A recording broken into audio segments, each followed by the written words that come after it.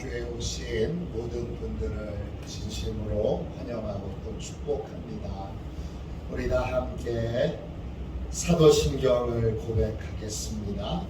나는 전능하신 아버지 하나님 천지의 창조주를 믿습니다. 나는 그의 유일하신 아들 우리 주 예수 그리스도를 믿습니다. 그는 성령으로 잉태되어 동정녀 마리아에게서 나시고 본디오 빌라도에게 고난을 받아 십자가에 못 박혀 죽으시고 장사된 지 사흘 만에 죽은 자 가운데서 다시 살아나셨으며 하늘에 오르시어 전능하신 아버지 하나님 우편에 앉아 계시다가 거기로부터 살아있는 자와 죽은 자를 심판하러 오십니다. 나는 성령을 믿으며 거룩한 공교회와 성도의 교제와 죄를 용서받는 것과 몸의 부활과 영생을 믿습니다. 아멘. 함께 우리 찬양 드리도록 하겠습니다. 찬송가 310장 함께 찬양하겠습니다. 찬송가 310장입니다.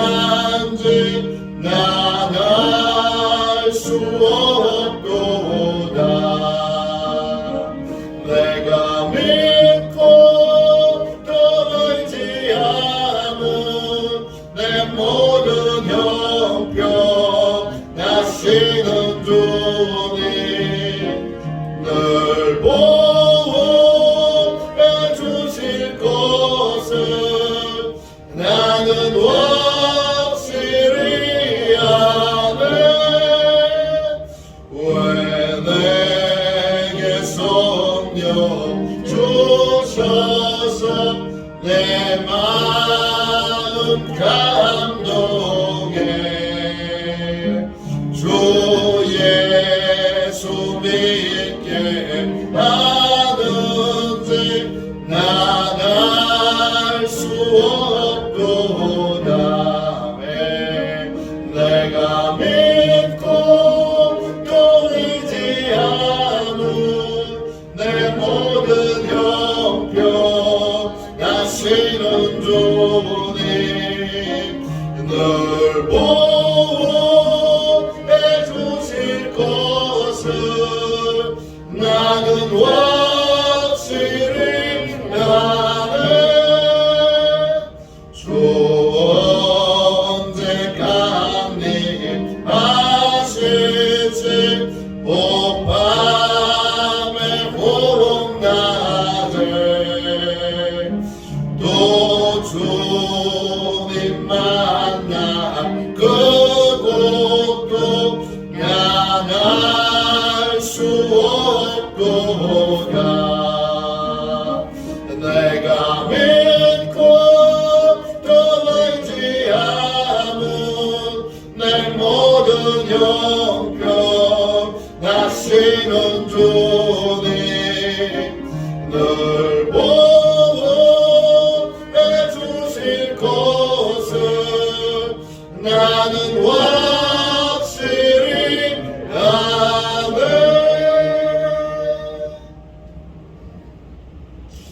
우리 아침에 드리는 기도를 같이 드리겠습니다.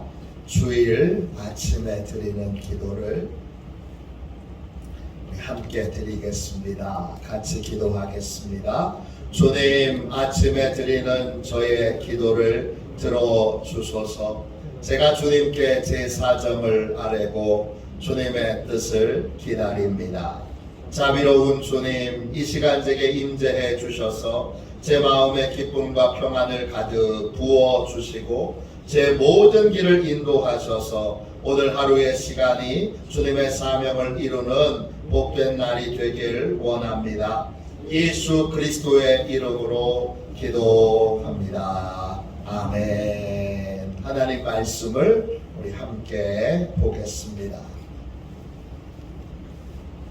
열왕기상 17장 8절부터 16절까지 말씀입니다. 열왕기상 17장 8절부터 16절까지 말씀입니다. 구약성경 책 545쪽입니다.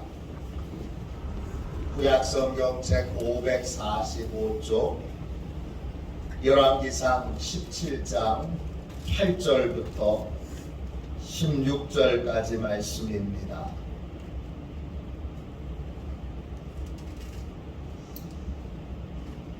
8절부터 16절까지 같은 목소리로 함께 읽겠습니다. 같이 읽습니다. 여호와의 말씀이 엘리야에게 임하여 이르시되 너는 일어나 시돈에 속한 사르밧으로 가서 거기 머물라. 내가 그곳 과부에게 명령하여 내게 음식을 주게 하였느니라. 그가 일어나 사르밧으로 가서 성문에 이를 때에 한 과부가 그곳에서 나뭇가지를 줍는지라. 이에 불러 이르되 청하건대 그릇에 물을 조금 가져다가 내가 마시게 하라. 그가 가지러 갈 때에 엘리야가 그를 불러 이르되 청하건대 내 손에 떡 한 조각을 내게로 가져오라. 그가 이르되 당신의 하나님 여호와께서 살아계심을 두고 맹세하노니 나는 떡이 없고 다만 통에 가루 한 움큼과 병에 기름 조금뿐이라. 내가 나뭇가지 둘을 주워다가 나와 내 아들을 위하여 음식을 만들어 먹고 그 후에는 죽으리라. 엘리야가 그에게 이르되 두려워하지 말고 가서 네 말대로 하려니와 먼저 그것으로 나를 위하여 작은 떡 한 개를 만들어 내게로 가져오고 그 후에 너와 네 아들을 위하여 만들라. 이스라엘의 하나님 여호와의 말씀이 나 여호와가 비를 지면에 내리는 날까지 그 통에 가루가 떨어지지 아니하고 그 병에 기름이 떨어지지 아니하리라 하셨느니라. 그가 가서 엘리야의 말대로 하였더니 그와 엘리야와 그의 식구가 여러 날 먹었으나 여호와께서 엘리야를 통하여 하신 말씀같이 통에 가루가 떨어지지 아니하고 병에 기름이 없어지지 아니하니라. 아멘. 주님의 말씀입니다. 감사함으로 하나님의 말씀을 받았습니다. 기도 응답의 원리, 기도 응답의 원리. 하나님의 응답에는 실수가 없습니다. 하나님의 응답에는 실수가 없습니다. 하나님께서는 하나님의 일을 행하시기 전에 반드시 기도하는 사람에게 이렇게 되어질 거다, 그 내용을 알려주십니다. 그 하나님이 알려주시는 내용에 대하여 하나님은 실수가 없으십니다. 예수님께서 전도를 위해 제자들을 보내시면서 이렇게 말씀하셨습니다. 마태복음 10장 9절 10절입니다. 너희 전대에 금이나 은이나 동을 가지지 말고 여행을 위하여 배낭이나 두벌 옷이나 신이나 지팡이를 가지지 말라. 이는 일꾼이 자기의 먹을 것 받는 것이 마땅함이라 그랬습니다. 전도하러 나가는데 필요한 게 많잖아요. 아무것도 가져가지 말아라.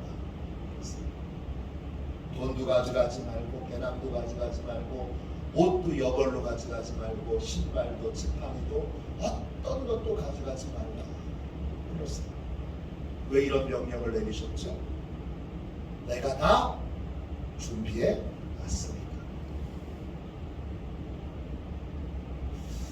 주님의 모든 말씀에는 내가 다 준비해 놨다라고 하는 것이 전제되어 있습니다. 주님은 아무 대책 없이 말씀하시는 분이 아닙니다. 주님이 말씀하셨다면 이미 모든 준비가 다 끝난 것입니다. 나중에 제자들에게 가서 물으세요. 내가 준비한 것 중에 부족한 게 있었더냐? 없었습니다. 늦게 온 게 있었더냐? 없었습니다. 모자란 게 있었더냐? 없었습니다. 또 질이 낮은 것이 공급된 적이 있느냐? 없었습니다.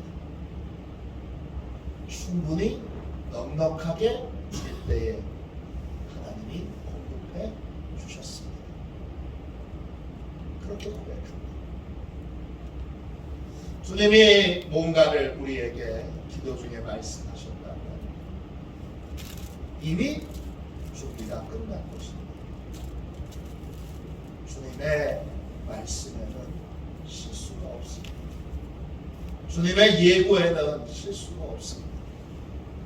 낯선 상황, 예상치 못했던 상황을 만날 때에도 두려워하지 말고 하나님의 약속을 끝까지 붙드는, 주님의 응답을, 예고를 끝까지 붙드는 저와 여러분이 되시기를 주님의 이름으로 축원합니다. 오늘 읽은 말씀에 보면 엘리야가 가뭄의 때에 지낼 곳이 필요합니다. 하나님께 기도했더니 하나님이 이렇게 말씀하십니다.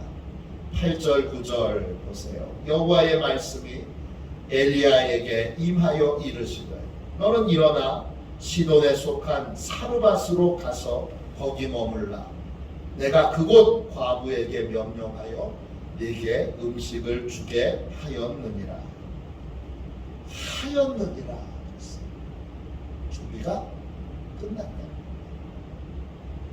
지금 엘리야는 아합 왕과 그의 아내 이세벨에게 쫓기고 있습니다. 둘은 이스라엘 땅 전체를 우상 숭배의 천국으로 바꿔놨습니다. 우상 숭배를 반대하는 선지자들을 잡아 죽입니다. 엘리야는 대표 선지자입니다. 대표적인 표적입니다.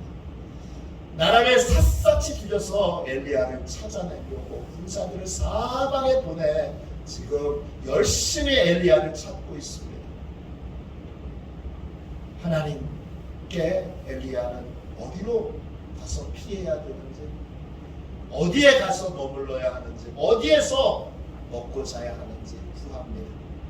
하나님이 기가 막힌 피난처를 알려주시는데 그곳이 어디냐? 시돈입니다. 시돈은 어디냐? 이세벨의 고향입니다.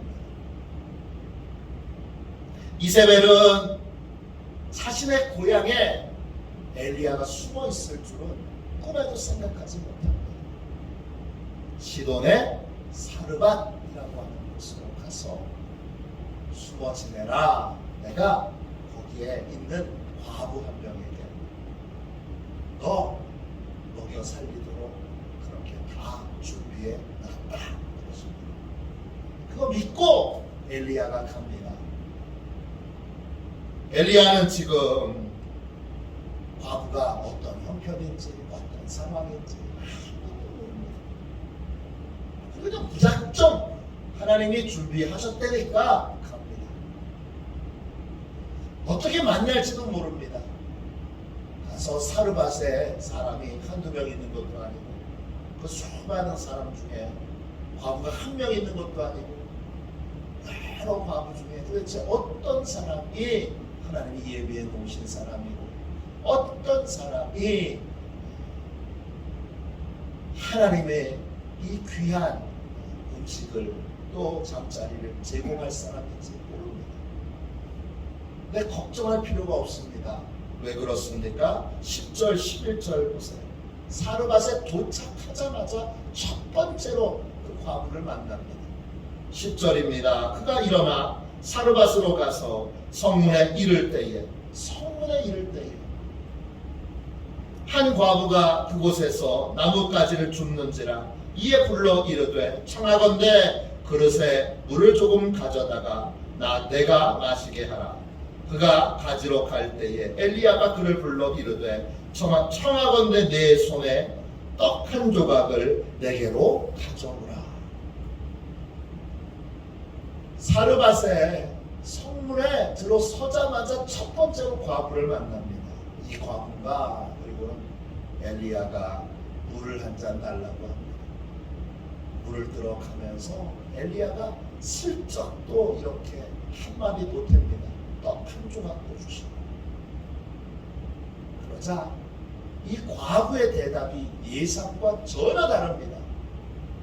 12절 보세요. 그가 이르되 당신의 하나님 여호와께서 살아계심을 두고 맹세하노니 나는 떡이 없고 다만 통에 가루 한 웅큼과 병에 기름 조금뿐이라.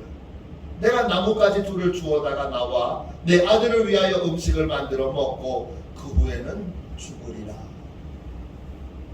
음식 준비할 재료가 전혀 없습니다. 가루 한 웅큼, 한 그릇이 아니에요. 한 웅큼이에요. 한 웅큼이면 여러분 얼마나 작은 거예요. 한 웅큼. 기름 바닥에 찰랑찰랑 떨어져요. 만큼 아주 좋게 그렇게 있는 상태. 엘리야가 떡 하나 좀 주시오 그랬는데 이 여자는 떡을 주기에 너무 가난한 여자입니다. 너무 절망적이어서 마지막 음식을 해먹고 아들과 함께 동반 자살을 할 그러한 작정이었습니다. 하나님이 실수하신 건가요? 하나님의 응답이 틀린 건가요? 엘리야는 그때 다른 과부에게 가야 되나? 어떻게 해야 되나? 그러다가 자신을 이 과부에게 보내신 하나님을 끝까지 신뢰하기로 합니다. 그는 하나님을 신뢰하는 믿음으로 과부에게 이렇게 말합니다. 저는 이 부분에서 엘리야가 진짜 대단한 믿음의 사람이라고 그렇게 생각합니다. 13절 보세요. 13절 14절입니다. 엘리야가 그에게 이르되 두려워하지 말고 가서 내 말대로 하려니와 먼저 그것으로 나를 위하여 작은 떡 한 개를 만들어 내게로 가져오고 그 후에 너와 내 아들을 위하여 만들라. 이스라엘의 하나님 여호와의 말씀이 나 여호와가 비를 치면에 내리는 날까지 그 통에 가루가 떨어지지 아니하고 그 병에 기름이 없어지지 아니하리라 하셨느니라. 엘리야가 말합니다. 이렇게 말할 때 얼굴이 빨갛게 됐을 것 같아요. 마지막 남은 걸 가지고 떡 하나 만들어서 먹고 죽겠다는 사람에게 그 떡 나한테 먼저 다. 이게 말이 됩니까? 근데 엘리야가 믿음으로 그렇게 말합니다. 엘리야의 인격으로 볼 때 절대 말할 수 없는데 하나님께서 이 과부를 통해서 먹을 것과 잠자리를 공급해 주실 테니까 하나님의 약속을 믿고 그렇게 말합니다. 그리고는 뭐라 그래요? 14절에 네가 그렇게 먼저 내게 음식을 제공하면 하나님께서 비가 내릴 때까지 내 집에 가루와 기름이 떨어지지 않게 계속 공급해 주실 것이다. 어떻게 이런 선언을 할 수 있는 거예요? 하나님이 가뭄의 기간 동안 과부를 통해 먹이시겠다고 약속하셨기 때문입니다.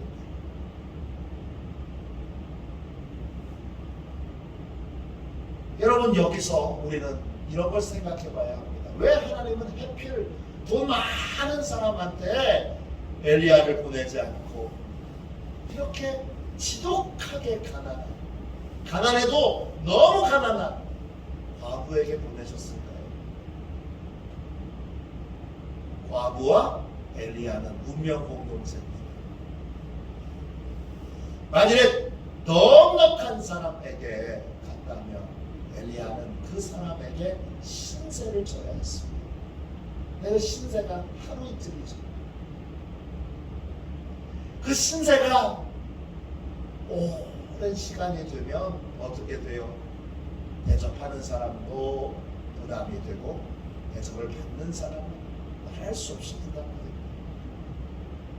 그런데 엘리야와 과부는 운명 공동체입니다. 둘 다 하나님이 공급해 주셔야 하는데 과부는 엘리야에게 공급해야 공급이 유지됩니다. 그러니까 과부는 자기가 살기 위해서라도 엘리야에게 계속 음식을 공급해야만 합니다. 엘리야도 과부를 누가 살리고 있는 거예요? 죽을 과부와 아들을 엘리야가 살리고 있는 거예요. 대접을 받으면서 살리고 있는 거예요. 계속 두 사람이 어떠한 마음의 부담도 없이 매번 하나님의 은혜에 감사하고 감격하면서 이 가뭄의 때에 음식을 하나님으로부터 공급받을 수 있는 겁니다. 엘리야도 음식을 공급받을 때 부담이 없어요. 왜? 자기가 음식을 대접받음으로 과부를 살리고 아들을 살리고 있습니다. 하나님의 이 기가 막힌 섭리를 보십시오. 과부는요, 첫 번째가 중요하고요. 과부는 하나님을 신뢰하고 엘리야의 말에 순종합니다. 화내지 않습니다.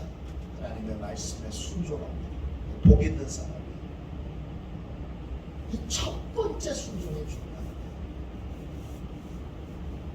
그러자 놀라운 기적이 일어납니다. 15절 16절 보세요. 그가 가서 엘리야의 말대로 하였더니 그와 엘리야와 그의 식구가 여러 날 먹었으나 여호와께서 엘리야를 통하여 하신 말씀같이 통에 가루가 떨어지지 아니하고 병에 기름이 없어지지 아니하니라.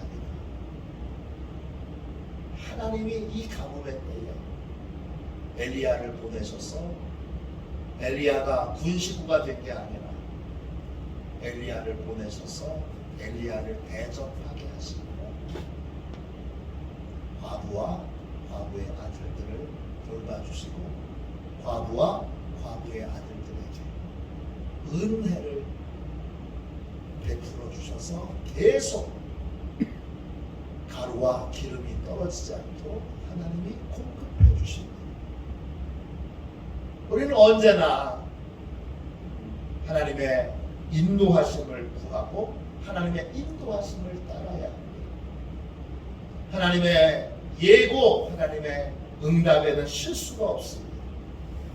예상했던 것과 다른 응답이 오더라도 그게 정답입니다. 보십시오.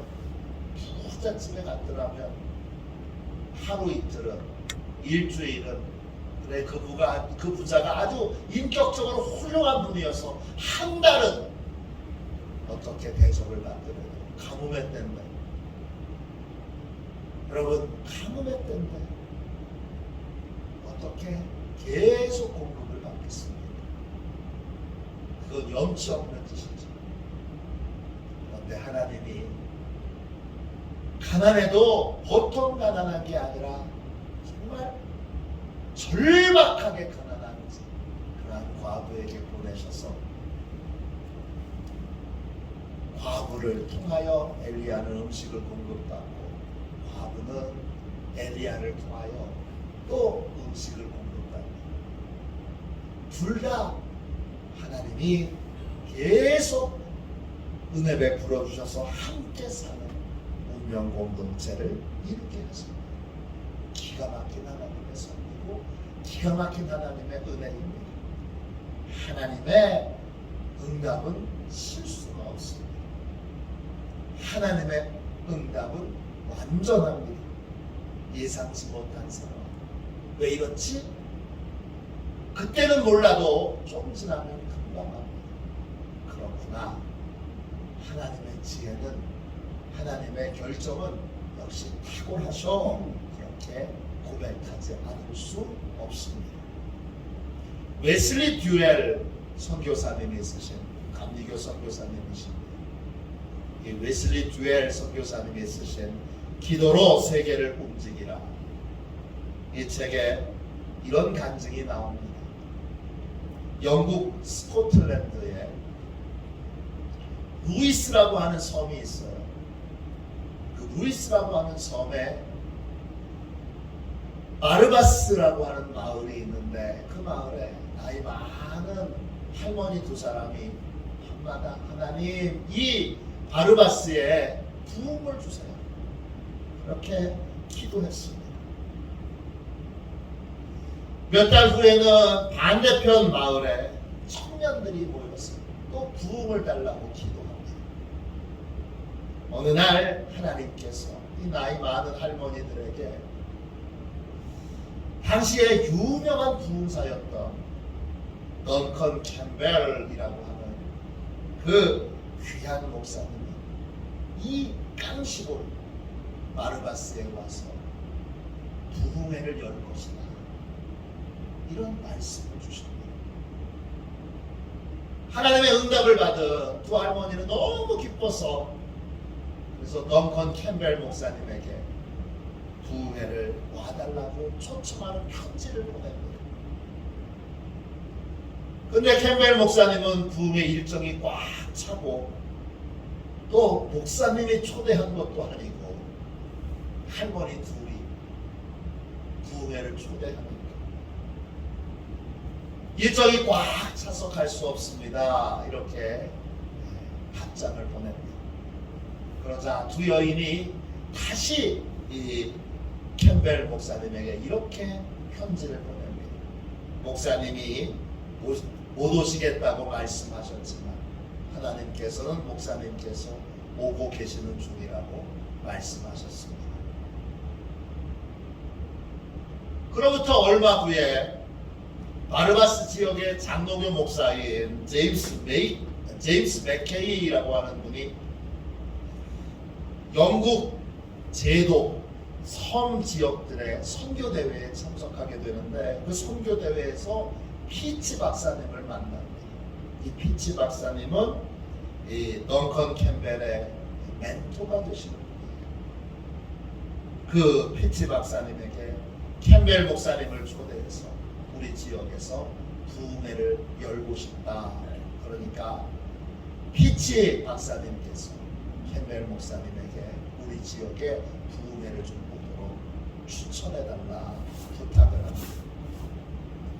이에 자기가 평소에 존경하던 피치 박사님의 조언과 제안을 들은 캠벨 목사님이 일정을 조정해서, 그래서 이 할머니들이 요청한 대로 바로 이 바르바스 지역에서 부흥회가 열리게 됩니다. 1949년 12월에 저 할머니들 보세요. 저분들이 이 덩컨 캠벨 목사님의 부흥회가 시작됩니다. 첫날부터 강력한 하나님의 인재가 임합니다. 사람들은 캠벨 목사님의 말씀을 듣고 바닥에 엎드려 숨죽이며 흐느끼며 자기의 죄를 회개합니다. 이 놀라운 회개의 역사는 이웃으로 또 다른 지역으로 계속 불길같이 번져나가서 이 회개의 운동은 1949년도에 시작해서 53년도까지 계속됩니다. 사람들은 부흥에 참석 안 하고 집에 있다가 성령의 강력한 임재를 집에서 받고 교회로 뛰어들어왔어요. 그리고는 하나님 앞에 울며 회개합니다. 부흥의 기간 동안에 모든 술집들이 다 문을 닫게 되었고 집회는 새벽 2시나 3시까지 계속됐습니다. 섬에 있던 교회들이 그전에는 주일에 10명, 12명 이렇게 예배에 참석하던 교회였는데 이제는 교회마다 사람들로 입주의 여지가 없이 가득 차 있습니다.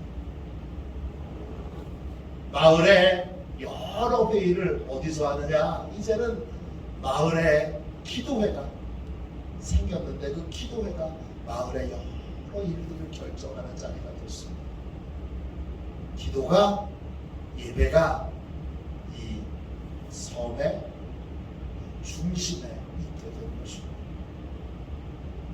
또 나이 많은 할머니의 기도에 하나님이 정확하게 응답하셨고 또 응답하신 그대로 하나도 틀림없이 온전하게 이루어지게 된 것입니다. 하나님의 응답은 언제나 정확합니다. 하나님의 응답이 우리의 예상과 달라도 걱정하거나 두려워하지 말아야 합니다. 우리의 예상과 다른 응답에는 더 풍성하고 놀라운 은혜가 감춰져 있습니다. 하나님의 응답에는 실수가 없습니다. 하나님의 응답은 불가능해 보여도 반드시 이루어집니다. 기도하겠습니다. 자비로우신 주님, 은혜와 은총을 감사합니다. 이 거룩한 주일 새벽에 하나님이 일하시는 특별한 새벽에 하나님의 분명한 계획을 우리 모두에게 알려주시고 우리가 부르짖어 기도할 때마다 하나님께서 장차 하실 모든 일들을 우리에게 알려주셨어요. 그 일이 이루어지는 것은 그 하나님의 예고가 하나도 땅에 떨어짐이 없이 그대로 이루어지고 완성되는 것을 늘 경험하며 목격하며 하나님의 살아계심을 주요 체험하는 화도시온의 모든 가족들이 되게 하여 주옵소서. 기도할 때 종들에게 창차될 일들을 아낌없이 알려주시는 주님, 1.1핵도 틀림없이 이루어지는 하나님의 놀라운 은혜와 응답이 있는 주여, 하나님의 응답은 틀림없이 이루어짐을 늘 기도로 경험하는 화도시온교회가 되게 하여 주옵소서. 거룩하신 예수님의 이름으로 간절히 기도하옵나이다. 아멘. 주기도문 하겠습니다. 하늘에 계신 우리 아버지의 이름을 거룩하게 하시며 아버지의 나라가 오게 하시며 아버지의 뜻이 하늘에서와 같이 땅에서도 이루어지게 하소서. 오늘 우리에게 일용할 양식을 주시고 우리가 우리에게 잘못한 사람을 용서하여 준 것 같이 우리 죄를 용서하여 주시고 우리를 시험에 빠지지 않게 하시고 악에서 구하소서. 나라와 권능과 영광이 영원히 아버지의 것입니다. 아멘. 우리 함께 드리는 기도 같이 드리고 3월 19일 주일 기도 응답의 은혜 함께 드리는 기도 같이 드리고 오늘은 세 가지 제목을 놓고 함께 기도하겠습니다. 틀림없이 응답하시는 이 하나님의 응답을 믿고 우리도 많은 하나님의 예고의 말씀, 예고의 응답을 받고 그대로 이루어지는 이 놀라운 복, 놀라운 은총을 많이 체험하게 해달라고 기도하겠습니다. 둘째, 오늘 십속 신방이 있습니다. 십속에 하나님께서 각 가정마다 큰 은혜로 기름 부어주셔서 십속이 크게 일어나도록 고착촌을 변화시키고 고착촌에 있는 모든 영혼들을 다 구원할 수 있는 그러한 강력한 속회가 될 수 있도록 부흥하는 속회가 될 수 있도록 기도해 주십시오. 마을 우리 교회 진입로 공사를 앞두고 공청회를 열 예정입니다. 마을 진입로 공사가 여러 가지 어려운 것들이 있습니다. 잠잠히 하나님께 기도하고 있는데 하나님께서 역사해 주시도록 기도해 주십시오. 하나님의 일이며 하나님이 하십니다.